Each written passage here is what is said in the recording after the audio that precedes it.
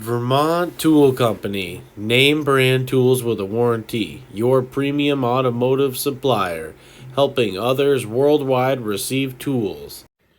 Hey guys, Vermont Tool Company. Check out this 6 dividers for the 2-drawer toolbox from Milwaukee. Part of our 28, 22, 84, 72 in black. Let's take a look. Open this up. Hey there, Mike.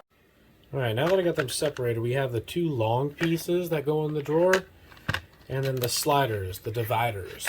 So there's a little notch right here on the larger pieces, and there's going to be this sliding into it like so. And there we go, locks in. Same with the other side. And slide that down into there. And there we go. Now we just slide this over, and we got our 2-drawer. And you see the notch, just like how I showed you in the beginning. We're going to want to slide each one of these into the spots. So it goes, let's see, it goes this way. And then you slide them in like so. Boom, there we go. And that's how you assemble the drawer. You would also want to connect these, just a simple tutorial on how to put them together. You slide the pieces and then connect them vertically.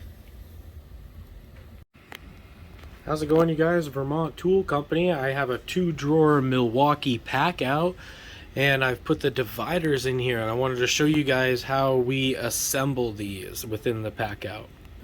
First thing to know about this is that these longer pieces need to be vertical within the drawer. They are not going to be horizontal. That's what these individual pieces are for.